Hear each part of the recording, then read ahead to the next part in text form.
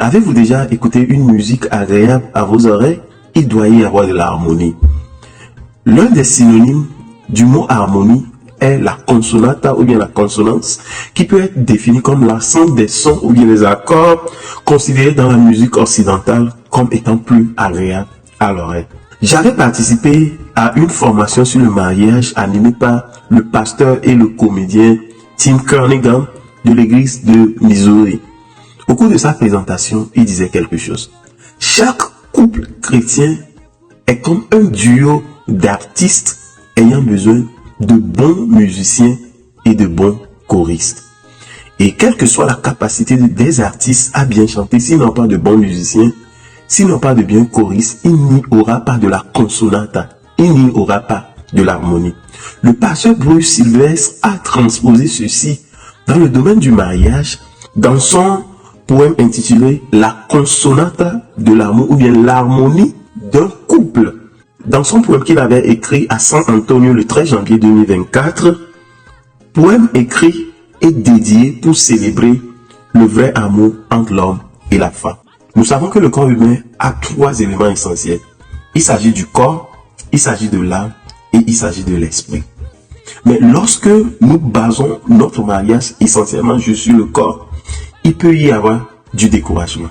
Nous ne nous décourageons pas dans le mariage parce qu'on est bizarre, mais ce sont des réalités qui viennent à un moment donné de l'histoire.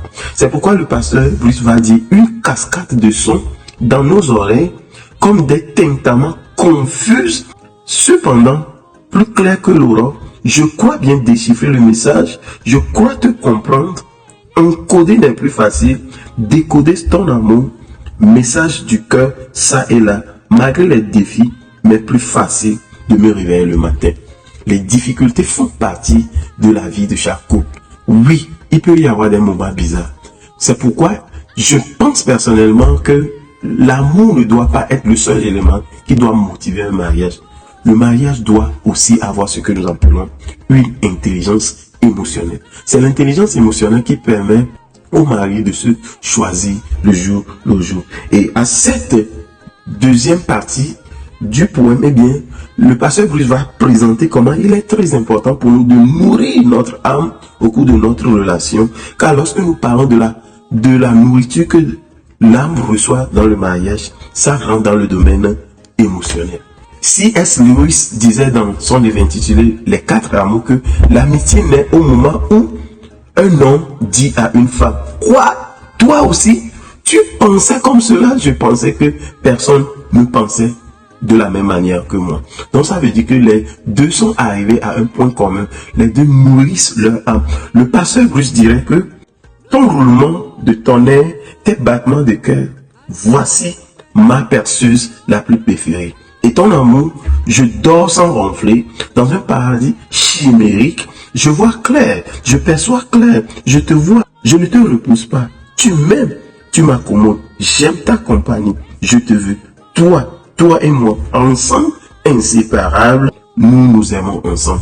Donc, pour qu'une relation soit vraiment durable dans le temps et dans l'espace, selon les pensées du pasteur Bruce Sylvestre, eh bien, il faut de l'amour, il faut de l'acceptation mutuelle, il faut nourrir l'âme des uns et des autres, il faut l'intelligence émotionnelle. Nous allons voir une troisième partie qui est plus importante dans un mariage qui veut aller loin.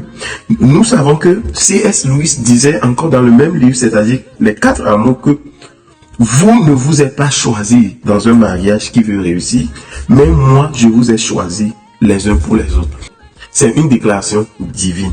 Et le pasteur Bruce va venir dans la troisième partie de son point pour nous démontrer que sans Dieu, nous ne pouvons rien faire. La Bible nous dit dans le chapitre 15 que nous devons demeurer en Jésus-Christ. Nous devons nous rattacher au sceptre pour que nous soyons des vignes qui peuvent produire des fruits pour une bonne consommation. Donc, chaque couple qui passe par des situations difficiles est un couple normal, mais ce couple doit nourrir l'âme des uns et des autres.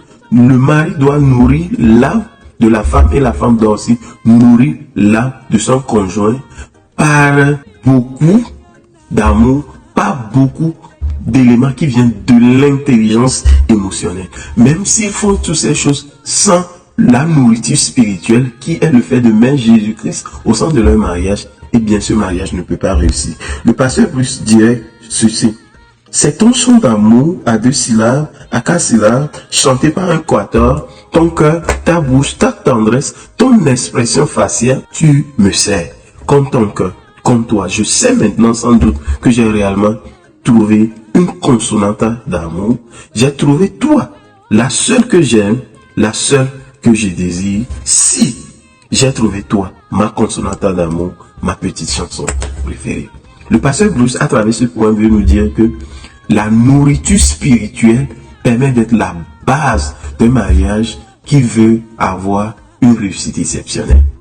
Je m'en vais conclure le commentaire de ce poème du pasteur Bruce intitulé La consonata d'amour pour nous rappeler que tout mariage est composé de 2 personnes qui ont 3 particularités. Le corps, mais il faut nourrir l'âme à travers l'amour, mais nourrir l'esprit en mettant Dieu au centre de notre mariage.